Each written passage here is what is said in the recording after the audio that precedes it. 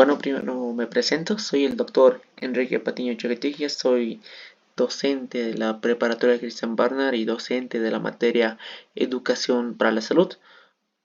La clase de hoy va a ser acerca del virus de inmunodeficiencia humana, VIH-Sida como tal. Muy bien. Antes de avanzar ese tema, obviamente ya tenemos que tener los temas que hemos avanzado anteriormente, como ser planificación familiar e ITS. Y en sí, esta va a ser la última ITS que vamos a ver. Muy bien, empecemos. Hablando de la introducción. Aquí en la introducción vamos a ver qué es el VIH, cómo se transmite. Además de esto, vamos a ver que el VIH va a ser un problema de salud pública como tal y vamos a tratar de ver si hay o no tratamiento para esta enfermedad. Muy bien, primero hay que preguntarnos qué es el VIH. Muy bien, el VIH primero va a ser una enfermedad infecciosa. ¿Por qué? Porque son trastornos causados por organismos, en este caso el causante de la enfermedad del VIH va a ser un virus como tal. Segundo, es una enfermedad que es transmisible, que es una enfermedad que se transmite de persona a persona o de animales a humanos. Tercero, es una infección crónica, una enfermedad crónica, que significa que es de larga duración y de progresión lenta. Cuarto, es una enfermedad aún no curable. Hasta la actualidad aún no tenemos cura del VIH. Básicamente lo que tenemos ahora es que hay una terapia llamada terapia antirretroviral que nos funciona para preservar el sistema inmunológico y retrasar este avance del VIH a su fase final, como lo vamos a ver más adelante. Como se ve acá, este es el símbolo del VIH, chicos, como ya lo conocemos, y el VIH se encuentra en todo el mundo. Entonces, para hacer frente a este problema de salud, 191 estados miembros de las Naciones Unidas se reunieron en Nueva York en el año 2000. Exacto. Básicamente aquí fue donde surgió los objetivos de desarrollo del milenio, que esperaban lograr unos 8 objetivos para 2015. De esos 8 objetivos que hablaba, los objetivos del milenio, el objetivo número 6 es el que hablaba específicamente del VIH. ¿Qué decía el ODM número 6? Combatir VIH-Sida, paludismo y otras enfermedades. Es muy importante que recuerden esto. Muy bien. ¿Y cuál era la meta para 2015 de este objetivo? Pues detenido y comenzado a reducir la propagación del VIH-Sida. Esto para el 2015. Muy bien. Ahora, ¿qué es lo que sucede en Bolivia con esta enfermedad? Se estima una prevalencia de 0,1%. La palabra prevalencia hace referencia a los casos nuevos y casos antiguos de la enfermedad. Muy bien. Siguiente. Como ven acá, aquí está el logo del VIH y de fondo está el logo de la ONU. En este caso, esto hace referencia al ONU-SIDA. ¿Y qué decía ONU-SIDA sobre Bolivia y sus casos? Pues la ONU-SIDA estimaba en 16.000 las personas con VIH-SIDA. Muy bien, pero el Programa Nacional de Prevención y Control de ITS VIH-Sida para junio de 2014 revelan que las notificaciones de personas que viven con VIH-Sida suman 12.041 en Bolivia, de los cuales de estos 12.041, 9.741 eran personas con VIH y 2.300 eran personas con SIDA. Muy bien, muy importante que recordemos eso, la diferencia en lo que dijo ONU-SIDA, en este caso, que eran 16.000 personas en general, y la diferencia con el Programa Nacional de Prevención y Control, que para 2014 había 12.041 personas que vivían con VIH-Sida, de los cuales 9.741 eran con VIH y 2.300 con SIDA. Hasta junio de 2014 se registraron 4.063 personas con terapia o en terapia antirretroviral. ¿Qué hace referencia a esto? La terapia antirretroviral, como dijimos anteriormente, servía para preservar el sistema inmunológico e incluso evitar la progresión del VIH hasta la fase SIDA.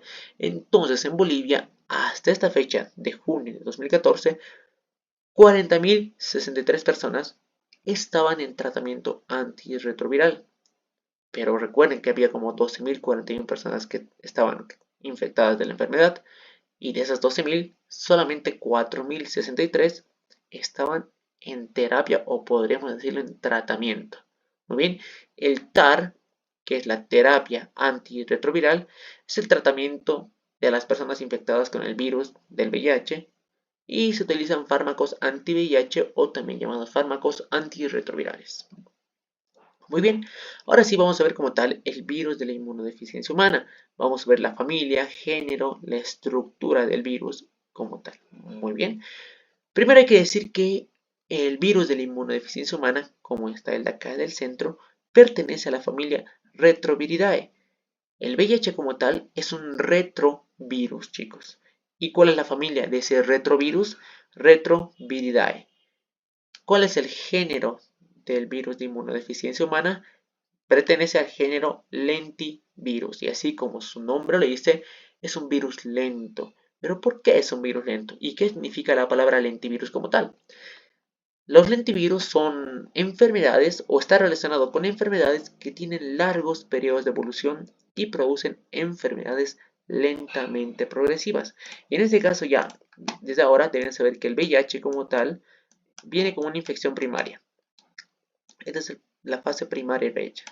Luego pasa los años, pasa mucho tiempo, en sí pasa años, para que recién esta enfermedad, que es el VIH, pase a la fase final o terminal, que se conoce como la fase SIDA o síndrome de inmunodeficiencia adquirida. Muy bien, es por eso que el VIH como tal pertenece a este género del lentivirus, porque como vemos aquí arriba, son enfermedades que tienen largos periodos de evolución y producen enfermedades que son lentamente progresivas. Muy bien, aquí tenemos la imagen como tal de la estructura del VIH y vamos a empezar hablando acá de la membrana lipídica. Muy bien, tiene una membrana lipídica el virus del VIH, además que en esta membrana lipídica va a tener dos proteínas, GP120 y GP41. Debajo o dentro de la membrana lipídica tenemos la matriz P17 y por dentro de ella tenemos a la nucleocápside P6P7. Es una cápside. Y esta cápside, la nucleocápside como tal, contiene al ARN del virus. Mira, aquí está el ARN viral, el ARN del virus de la inmunodeficiencia humana. Y aquí junto al ARN viral está unida la retrotranscriptasa inversa, como en este caso. Aquí está la retrotranscriptasa inversa. Muy bien, igualmente dentro de la nucleocápside hay otras dos estructuras. En este caso la integrasa y la proteasa. ¿Y por qué es muy importante conocer este tipo de estructura como tal? Porque vamos a tener algunos fármacos como tal para el tratamiento antirretroviral que van a actuar en alguna de estas estructuras y eso lo vamos a ver al final del tema. Muy bien, alguno va a actuar sobre la integrasa, alguno va a actuar sobre la retrotranscriptasa inversa, uno que otro sobre la proteína GP120, GP41 y entre otros. Muy bien, muy importante. Ahora, antes de meternos al tema de la patogenia como tal del virus, hay que conocer cómo es la fisiología normal de nuestro sistema inmunológico. Primero aquí tenemos una imagen de la médula ósea. Aquí está en el hueso, sabemos que en el hueso hay la médula ósea. A partir de esta médula ósea sale la célula madre pluripotente, el precursor linfoideo o si no las unidades formadoras de colonias de linfoides y a través de estas unidades se forman dos tipos de células. Unidades formadoras de colonia de linfocitos T y unidades formadoras de colonias de linfocitos B. Vamos primero con el lado de la derecha. Los linfocitos B como tal, como están acá, los linfocitos B maduros maduran en la médula ósea y producen o se encargan de una respuesta humoral. Del otro lado, los linfocitos T, que su maduración la hacen en el timo, se encargan de la respuesta celular. Muy bien. Ahora sí, entendiendo esto, chicos, vamos a decir que a partir igual de la médula ósea hay diferentes tipos de linfocitos T. En este caso tenemos aquí al linfocito T natural killer. Luego tenemos quizá no es un linfocito T, pero igual va a venir de la médula ósea, que es el macrófago como tal.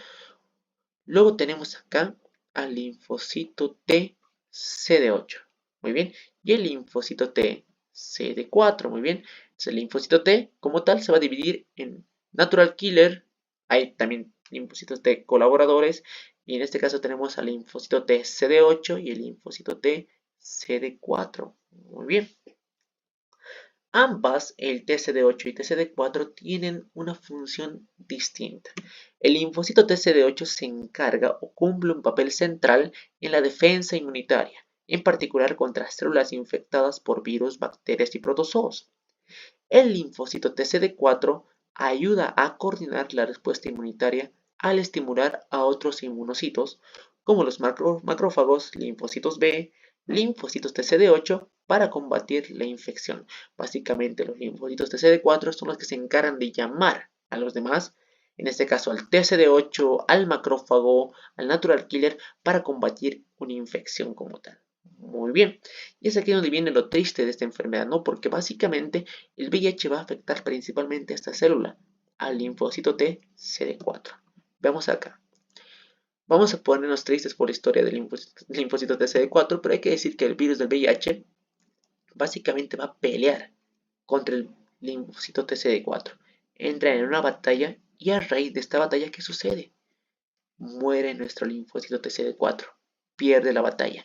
Hay que decir que el virus del VIH tiene una predilección para atacar a esta célula, al linfocito TCD4. Pero también este virus del VIH puede atacar al linfocito TCD8, al natural killer, al macrófago. Pero en este caso, el virus dentro de estas células mencionadas solo se replica. Sin embargo, cuando el virus del VIH entra al linfocito TCD4, en este caso la lisa. ¿Qué quiere decir? Que la mata. Entonces, por eso es que acá el resultado entre ambos da un linfocito TCD4 muerto. Muy bien. ¿Qué pasa después? Tenemos hartos linfocitos TCD4 que van muriendo y muriendo y muriendo. Muy bien. A este cúmulo de linfocitos TCD4 que van muriendo se le conoce como sincidios o células gigantes. Muy bien, es como que los CD4 se juntan y forman células gigantes o sincitios. Estos ya están muertos. Este cúmulo de células CD4 al final van a provocar también más muerte de linfocitos TCD4. Entonces, este linfocito no solamente muere a raíz del VIH, sino también a través de que hay muchos CD4 muertos, provocan una disminución de estos linfocitos CD4. Muy bien, es muy importante que tú sepas que el VIH va a afectar principalmente a esta célula. Ahora sí, ya te podemos dar paso a la patogenia del VIH. Y bien, vemos acá que la infección por el VIH causa el síndrome de inmunodeficiencia adquirida. Muy bien, como les dije anteriormente, el VIH, solo VIH, es la infección primaria, es la fase inicial de esta enfermedad. Luego, con el paso del tiempo, va a causar lo que es SIDA o el síndrome de inmunodeficiencia adquirida. Muy bien, VIH causa SIDA. ¿Cómo causa SIDA? Porque básicamente va a haber una depresión. ¿Qué significa la palabra depresión? Va a haber una disminución de estas células, los linfocitos TCD4. Muy importante que no te olvides qué causa, qué célula es la que está disminuida.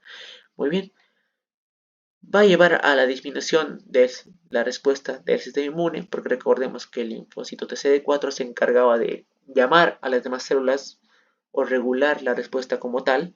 Entonces, por ende, va a haber una disminución del sistema inmunológico. ¿Qué más va a haber? A raíz de esta disminución del sistema inmune, se van a producir infecciones oportunistas. Muy bien, muy importante que recuerden esto, chicos. ¿Qué más tenemos acá? Básicamente, cuando nuestro sistema inmune esté debilitado, porque no va a haber linfocitos TCD4, en estas condiciones de inmunodepresión, el organismo, nuestro cuerpo, va a ser incapaz. ¿Incapaz de qué? Incapaz de controlar las infecciones y la generación, como la propagación de células cancerosas o cancerígenas. Muy bien, y como les dije, la formación de sincitios o células gigantes, que es un acúmulo de CD4, que son formas de apoptosis o muerte celular programada, básicamente va a llevar a la destrucción de muchas células CD4. Y es muy importante que recuerden esto, ¿sí? Muy bien. Ahora sí, esta es la pregunta que usualmente hacemos en los temas. Vamos a tratar de responder de esta manera. El VIH es una enfermedad infecciosa, transmisible, crónica, aún no curable, que cuenta con una terapia para preservar el sistema inmune y mejorar la calidad de vida del paciente.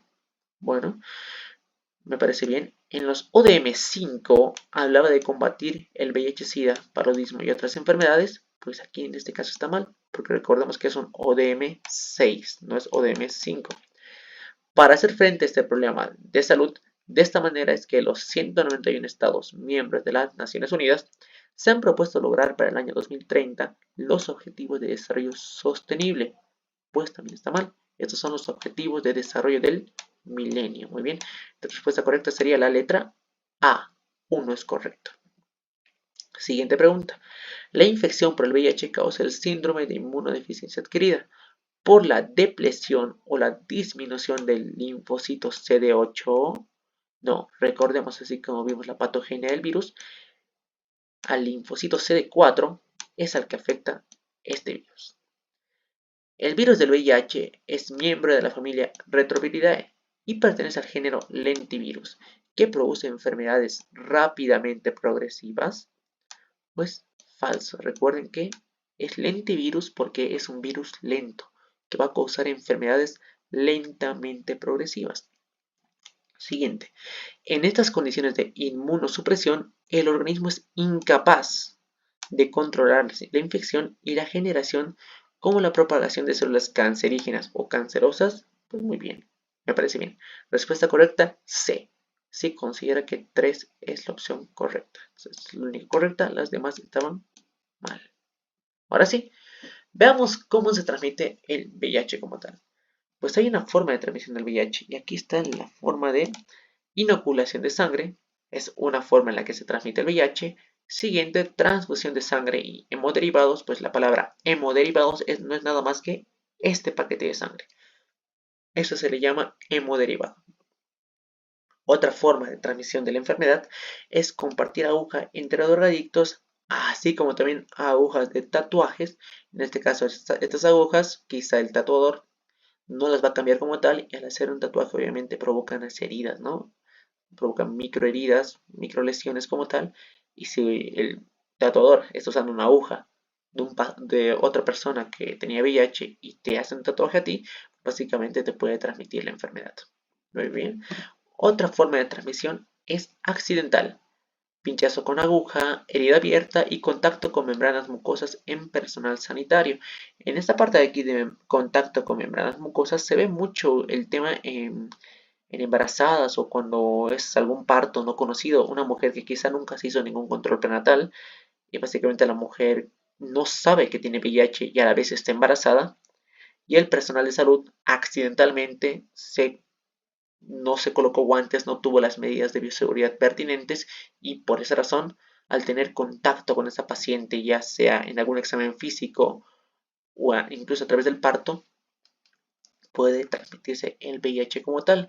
Otro muy común es el pinchazo con aguja, ¿no? Yo siempre en la práctica de suturas, práctica inyectables e incluso la práctica de extracción de sangre, siempre les dije que encapuchen la jeringa con una sola mano y no con dos, porque es la manera adecuada de jamás tener un accidente. Pero muy bien, ahora sabemos que una vía, una forma en la que se transmite el VIH es a través de manera accidental.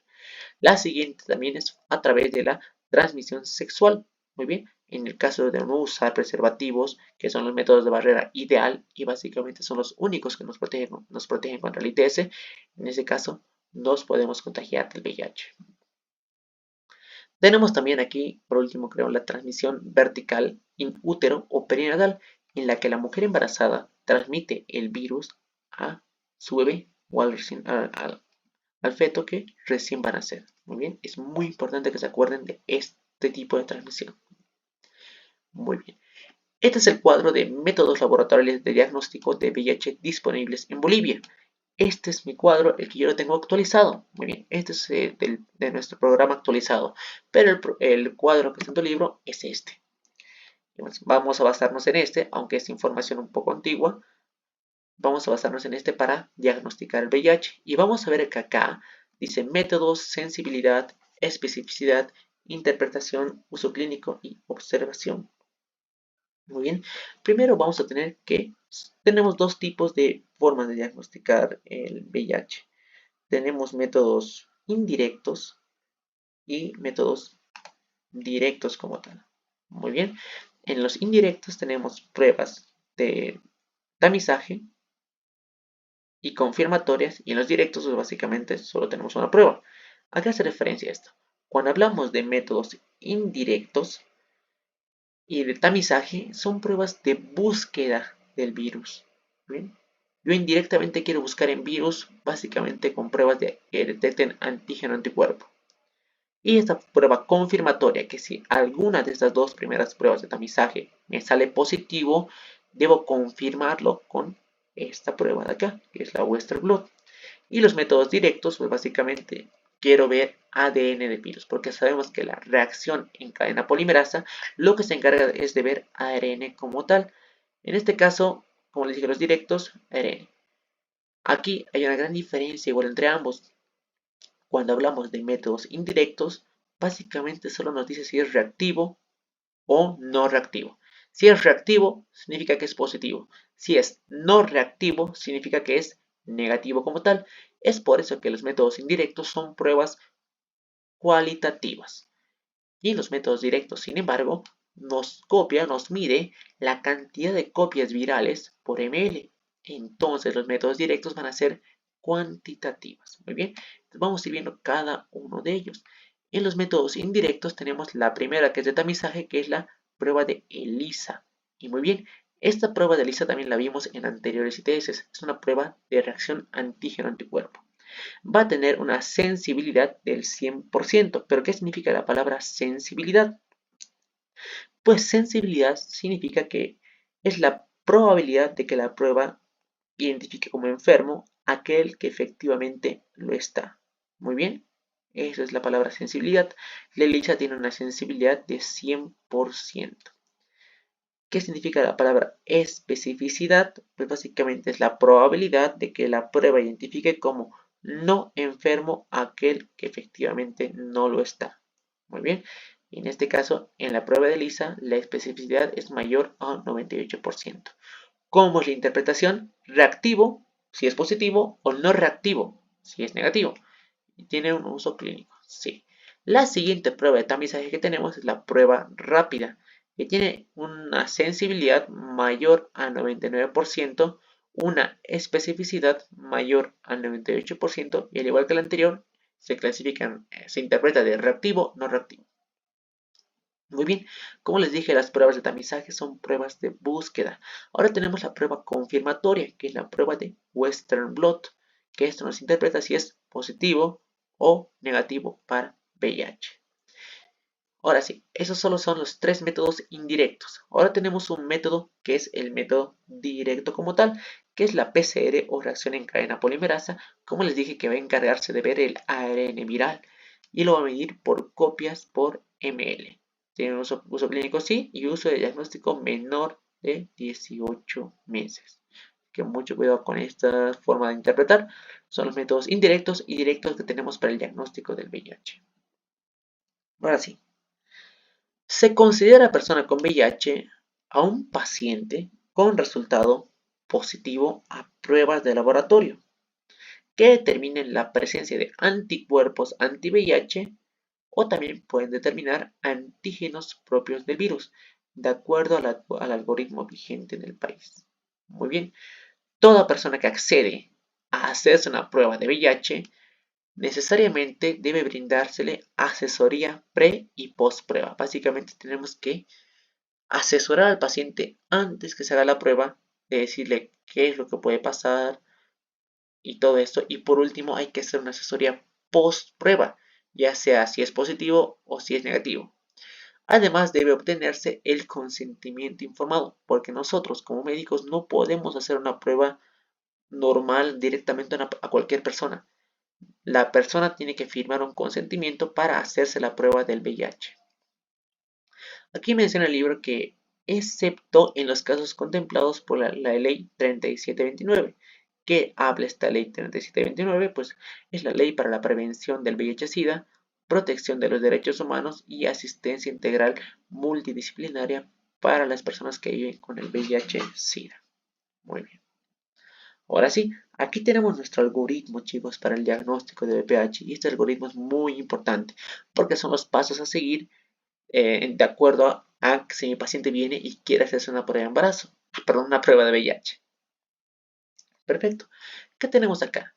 Primero, como les dije, un algoritmo es como una regla de lo que hay que seguir, una forma de actuar en caso de lo que pase. Primero tenemos que, primero, persona que requiere prueba para VIH. ¿Qué voy a hacer cuando una persona quiere hacerse una prueba de VIH? Pues lo primero es asesoría, consejería y antes que se haga la prueba, a hacerle firmar un consentimiento informado. Muy bien, perfecto. La primera prueba que yo voy a realizar de VIH después de que firme el consentimiento y la asesoría y todo eso, se llama prueba rápida 1. Esta prueba rápida 1, recordemos que es la prueba de tamizaje. Muy bien, una prueba rápida 1.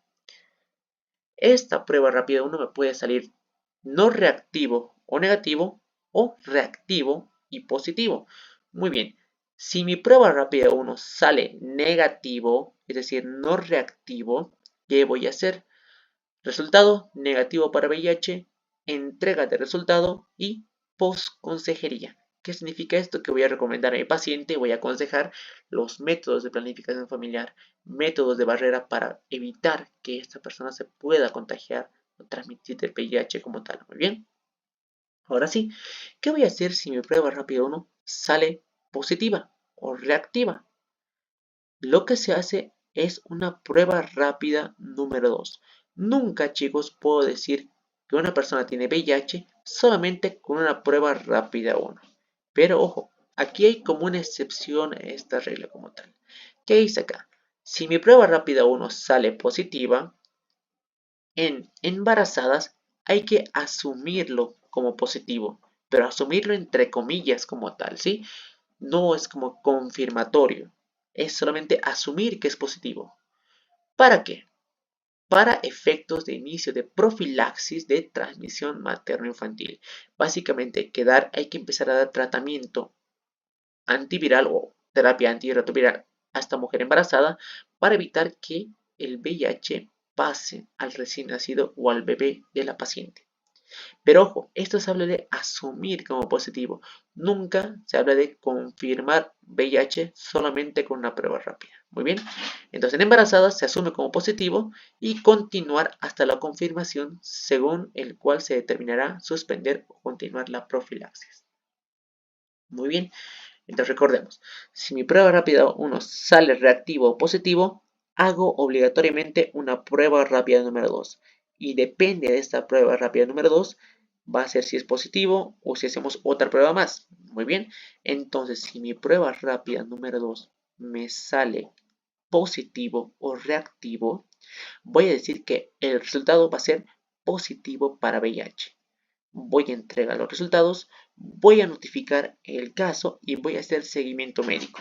Por ningún motivo este paciente se me puede escapar o se me puede ir de la consulta, porque ya tiene un resultado positivo para VIH como tal. Entonces hay que hacer sí o sí seguimiento médico y notificar el caso a las organizaciones correspondientes. Muy bien, pero ¿qué pasa si mi prueba rápida número 2 me sale no reactivo? Pues voy a solicitar otro examen. Es el otro examen llamado ELISA, que es una reacción AG de antígeno y AC de anticuerpo. Ya depende de esta segunda prueba mi conducta. Si mi prueba de ELISA sale reactivo, voy a decir que es positivo para VIH, voy a entregar resultado, notificación del caso y voy a hacer seguimiento médico. Pero si mi prueba de ELISA sale no reactivo o negativo, pues voy a interpretarlo de esa manera. Resultado negativo para VIH, entrega de resultado y voy a hacer consejería al paciente. Pero hay una tercera opción. Aparte, mi prueba de ELISA me puede salir indeterminado. Y cuando el resultado es indeterminado, ¿qué quiere decir esto? Que no se sabe si es positivo o negativo, hay que repetir la prueba de ELISA en 30 días con una nueva muestra de sangre. Muy bien, entonces es muy importante que conozcan los pasos a seguir cuando un paciente se va a hacer un diagnóstico de VIH. Recuerden, una persona que requiere prueba, consejería, consentimiento informado, le pido una prueba rápida 1. Si me sale no reactivo con mi prueba rápida número 1, muy bien, es negativo para VIH, lo despacho a su casa, previa consejería y todo eso, pero si me sale positivo para VIH en la prueba rápida 1, sí o sí debo hacer una prueba rápida número 2.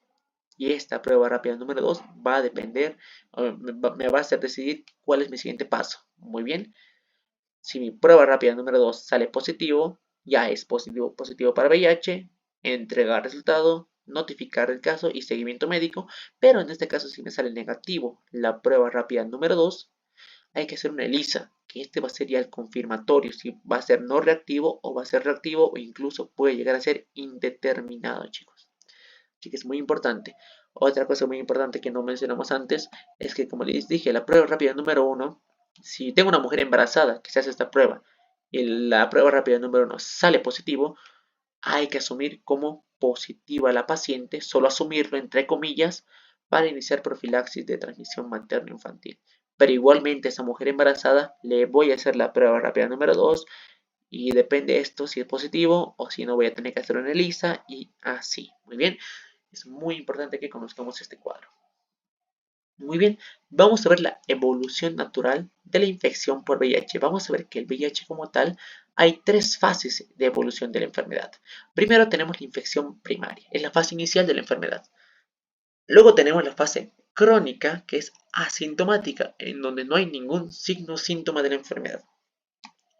Y por último tenemos el síndrome de inmunodeficiencia adquirida, SIDA, que básicamente lo podemos considerar como la fase final de esta enfermedad. Entonces los síntomas clínicos, o lo que presenta en este paciente, los síntomas que va a presentar el paciente, perdón, están en relación con las tres fases de infección por el VIH. Infección primaria, fase crónica sintomática y síndrome de inmunodeficiencia adquirida o SIDA. Básicamente en esta infección primaria hay algunos síntomas específicos o no específicos. En la fase crónica no va a haber ningún síntoma y en la fase SIDA va a haber otros síntomas clínicos que lo vamos a ver a continuación. Empezamos por la primera fase, la infección primaria por el VIH, pues es el periodo después de la recepción del virus, pero antes del desarrollo de anticuerpos. ¿Cuánto tiempo dura esta infección? Básicamente en este periodo el virus se replica rápidamente durante algunas semanas o meses. Muy bien, se replica durante semanas o meses.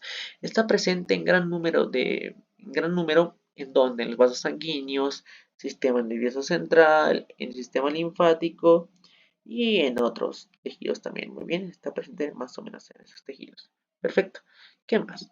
Tenemos que en la infección primaria, más o menos el 50% de estos pacientes no experimentan ningún síntoma.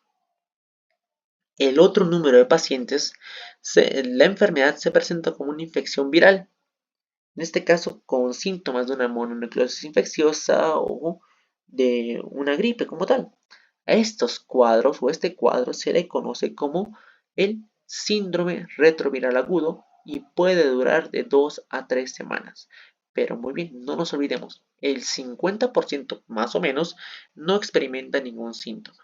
Pero sin embargo, hay otro número de pacientes que la enfermedad se manifiesta como una infección viral, como les dije, tipo de mononucleosis o tipo de la gripe, que se conoce, o estos cuadros se conocen como el síndrome retroviral agudo, que puede durar de 2 a 3 semanas. Muy bien, esa es la infección primaria por el VIH. Veamos la siguiente fase, la infección crónica asintomática. Durante esta fase no están presentes ni los signos ni los síntomas de la enfermedad.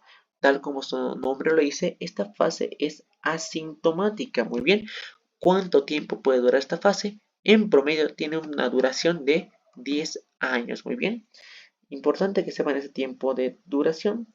Básicamente los anticuerpos, como se ve acá, los anticuerpos, la replicación del virus es continua en nuestro cuerpo y a medida que la concentración del virus aumenta, el recuento de células CD4 va a disminuir.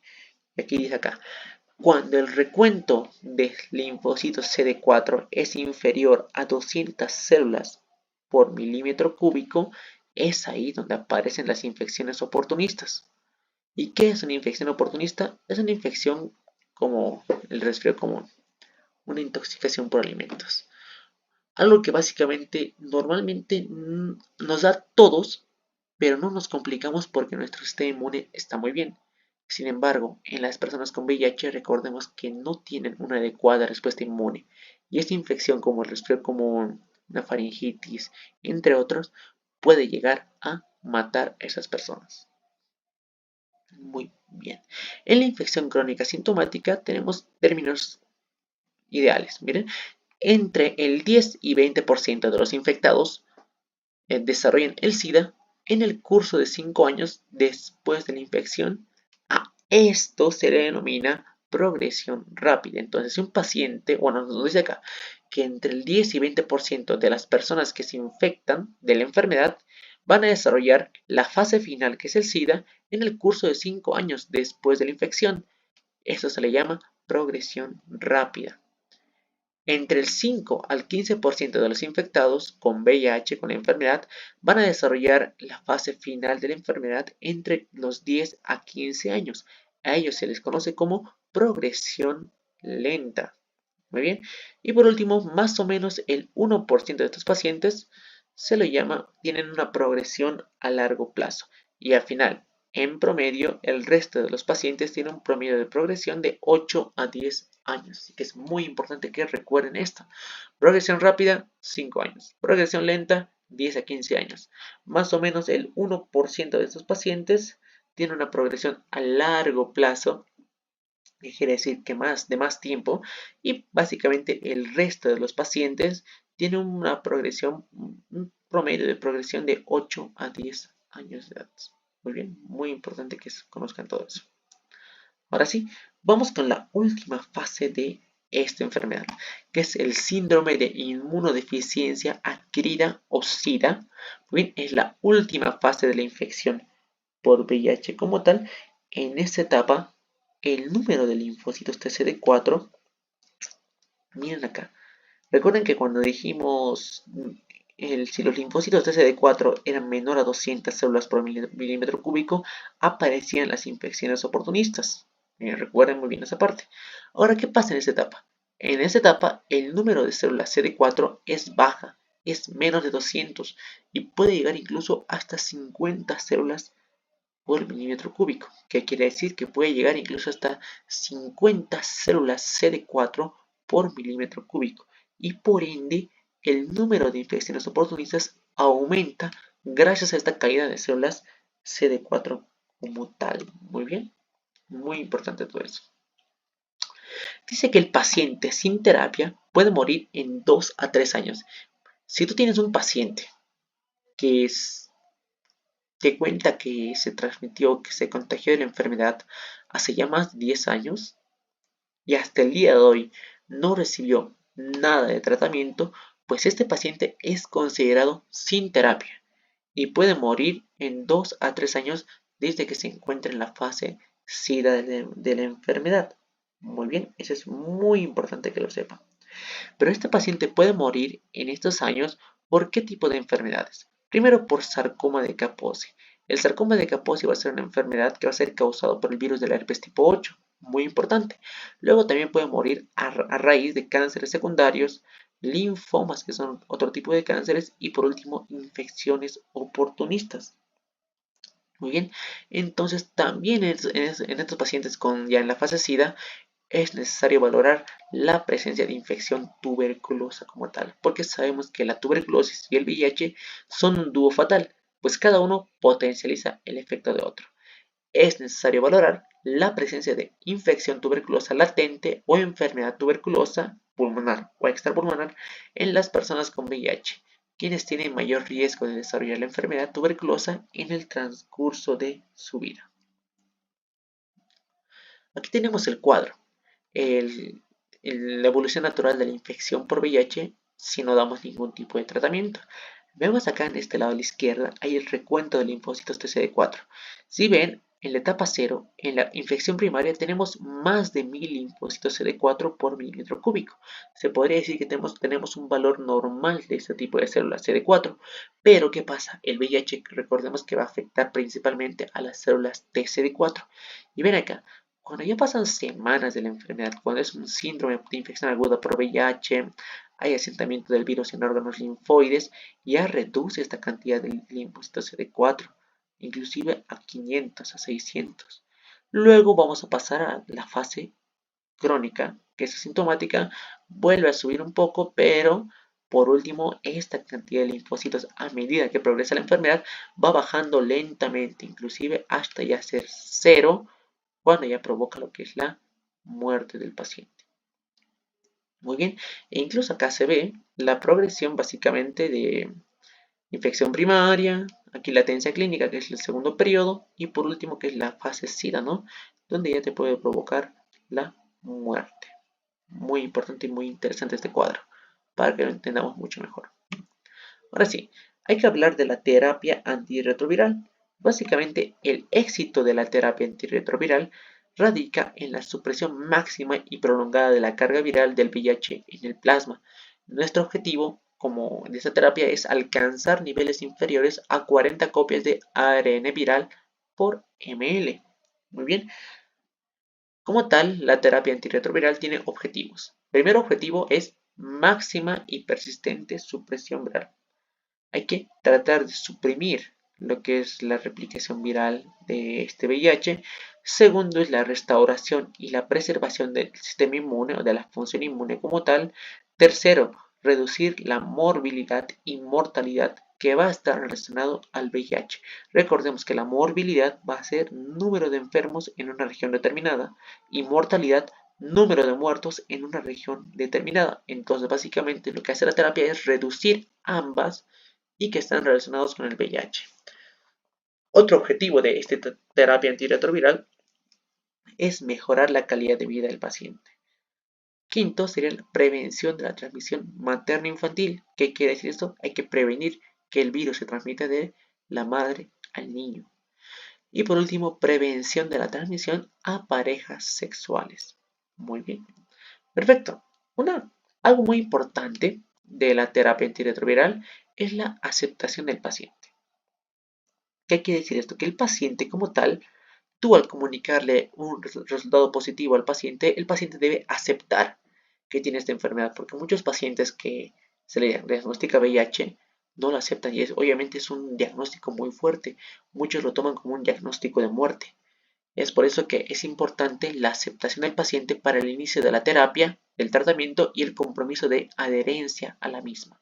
Básicamente la palabra adherencia hace referencia al compromiso que va a tener el paciente, si es que va a tomar su medicación todos los días o el momento que se lo requiera. Muy bien, entonces básicamente nosotros hay que es muy importante que demos una información clara al paciente, explicar al paciente muchas cosas como cuál es el objetivo del tratamiento.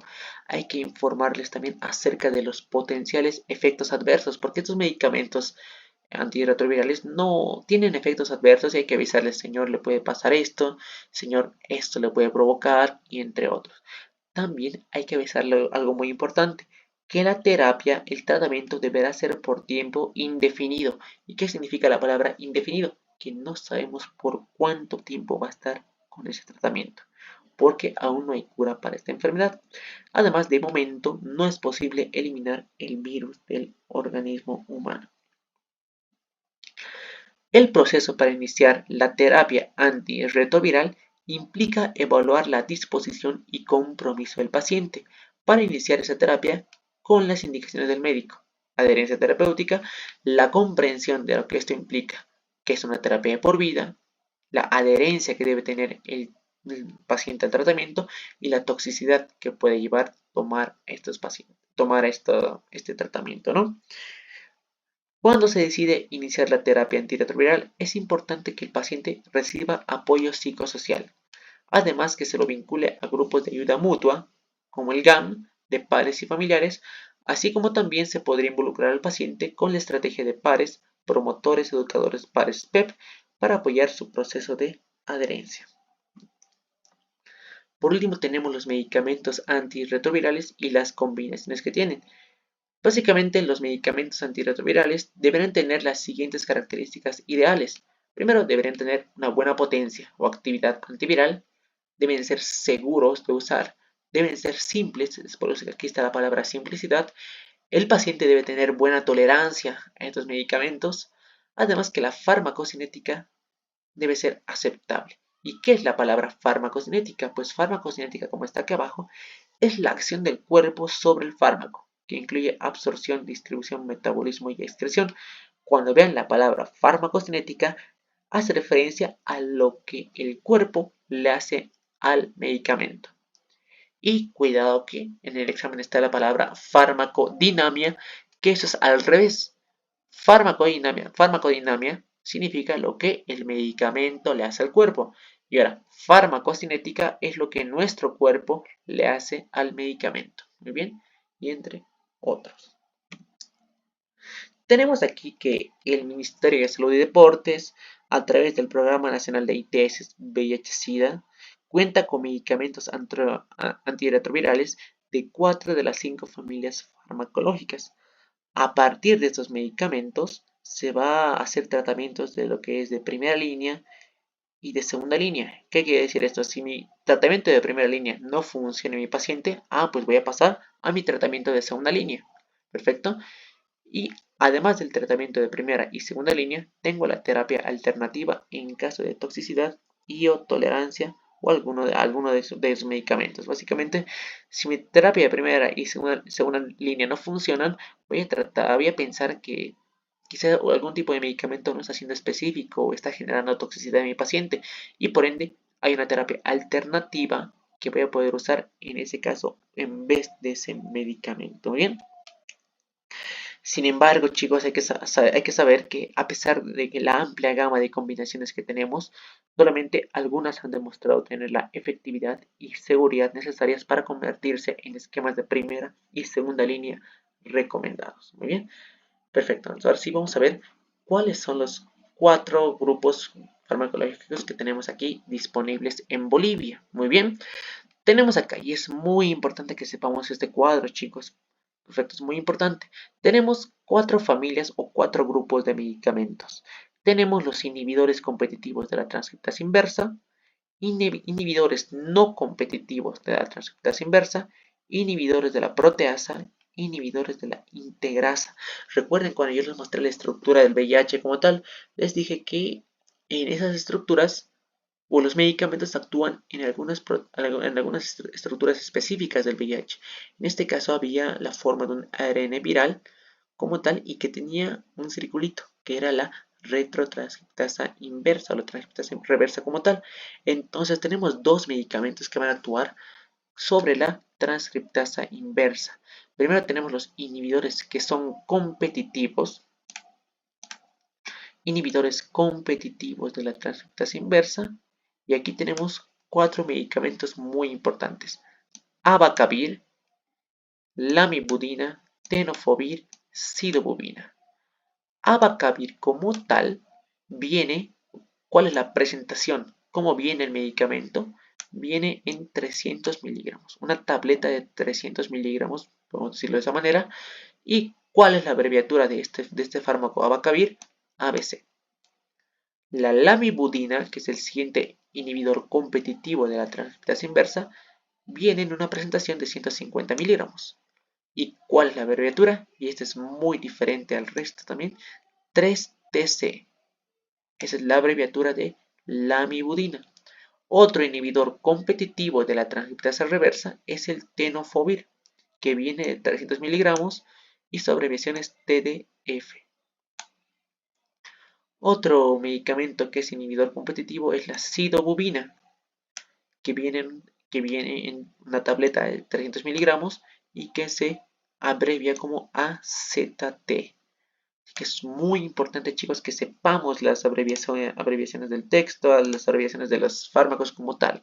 Muy bien, entonces tenemos 4 medicamentos que son inhibidores competitivos de la transcriptasa inversa. Básicamente podemos decirlo inhibidores directos de esa transcriptasa inversa, que son abacavir, lamivudina, tenofovir y sidobuvir. Bien, abacavir y tenofovir viene de 300 miligramos. Sidobuvir, no, perdón, hay que decir que abacavir, tenofovir y sidobuvir vienen de 300 miligramos.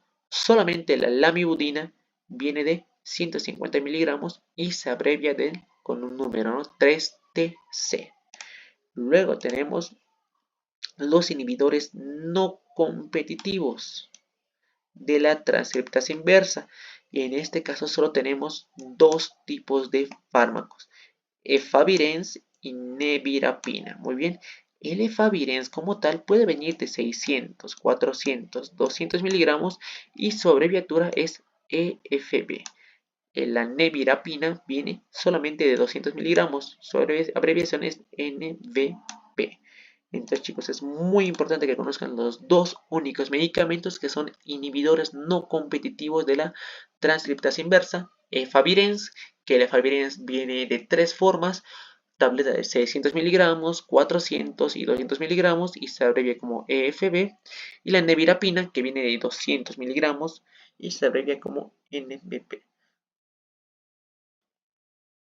Luego tenemos otros dos grupos. En este caso primero tenemos los inhibidores de la proteasa. Bien, inhibidores de la proteasa como tal. Estos fármacos, entre estos inhibidores tenemos fármacos como el lopinavir o ritonavir, atazanavir, ritonavir, darunavir más ritonavir. Básicamente el fármaco central de estos cuatro es el ritonavir. De esos tres, perdón, es el ritonavir. Muy bien, aquí habla que se puedes dar lopinavir o ritonavir cuando es el slash, ¿no? Y en este caso, cuando es el darunavir, tienes que dar este medicamento, el darunavir más ritonavir. En este caso tenemos de esta manera. Miren acá. Lopinavir viene 200 miligramos. Ritonavir viene de 50 miligramos. Atazanavir viene de 300 y el ritonavir de 100 miligramos. El darunavir viene de 600 miligramos y el ritonavir de 100 miligramos. ¿Cuál es la abreviatura del lopinavir? LPB. Y del ritonavir solo es la R minúscula. ¿Cuál es la abreviatura del atazanavir? ATB. ¿Y cuál es la abreviatura del ritonavir? R minúscula. Y del darunavir solo tenemos de esta manera: darunavir como tal. Bien, muy importante, mucho cuidado con estos medicamentos que tenemos, como les dije, inhibidores de la proteasa, que el fármaco principal aquí sería el ritonavir, que se repite en los tres que tenemos acá, y que viene de 50, 100, 100 miligramos. Muy bien. Por último tenemos al último grupo farmacológico, que es... Voy a ponerle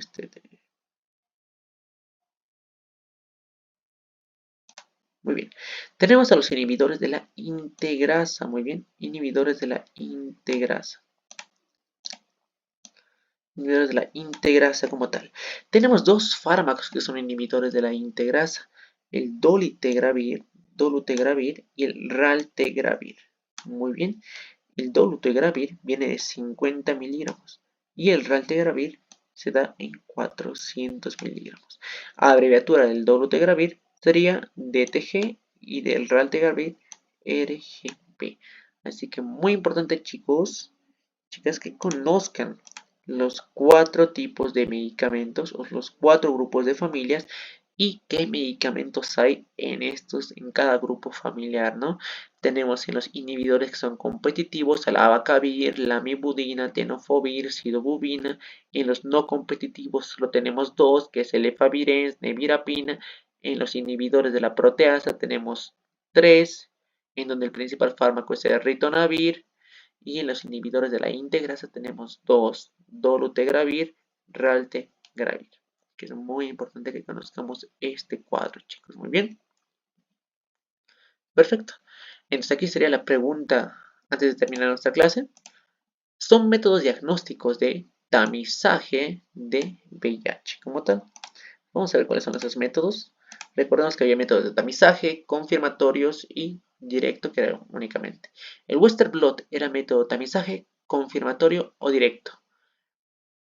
Era un método de tamizaje No, perdón, era un método confirmatorio. Muy bien, confirmaba, entonces por ende no es un método de tamizaje. ELISA como tal, recordemos que junto con la prueba rápida, sí es método de tamizaje. Y la reacción en cadena polimerasa, o llamada la PCR, era un método directo. Muy bien, perfecto. Entonces, la respuesta correcta sería la B de burro. Siguiente pregunta. Vamos a ver con el algoritmo que teníamos a continuación, que teníamos antes. Vamos a ver si ha quedado bien claro todo esto. Nos habla que hay un paciente masculino de 30 años de edad que reactivo a la primera prueba rápida de VIH. Entonces, básicamente, a la primera prueba de VIH fue positivo el paciente. Se le hace, como conocemos, una segunda prueba rápida, como debe ser, y sale no reactivo. ¿Cuál es la conducta a seguir? ¿Qué es lo que debemos hacer si primero mi paciente salió positivo y en la segunda prueba salió negativo? Primero, debemos interpretar el resultado como negativo para VIH, entregar y luego dar consejería, pues falsa. Recordemos que cuando sale reactivo hay que hacer una prueba rápida, una segunda prueba rápida, y de acuerdo a eso hay que saber qué vamos a hacer. Siguiente, considerar la primera prueba como positivo para VIH, debemos notificar el caso y realizar seguimiento médico. También falso. Recordemos que tú no puedes decir nunca que es un paciente VIH positivo o confirmar que es VIH positivo solamente con una prueba rápida. No podemos hacer eso. Siempre va a ser necesario hacer una segunda prueba rápida. Premisa número 3. Solicitar ELISA de VIH. Y si este es indeterminado, repetir ELISA en 30 días con una nueva muestra. Pues aquí estaría muy bien. Básicamente, cuando tenemos nuestra primera prueba rápida que sale positivo y la segunda ya sale negativo, el siguiente paso es hacer una ELISA para saber si ahora vamos a dar tratamiento o vamos a notificar el caso como tal, o si no, si vamos a, voy a poner esto como positivo, o si no, si se va a hacer negativo y vamos a dar post consejería al paciente. Entonces, respuesta correcta, la C de casa. Muy bien. Por último, chicos, no dejes que los días malos te hagan pensar que tienes una mala vida, chicos. Así que si estás pensando que por un momento malo, un examen malo que hayas dado en algún momento en la preparatoria o en lo que sea, no dejes que ese examen te desmotive. Siempre digo, un examen no define cuánto sabes de la materia, sino mide tu habilidad o tu capacidad de resolver ese examen. Así que espero que la clase haya sido muy de provecho para ustedes, chicos. Pues nos vemos en clases.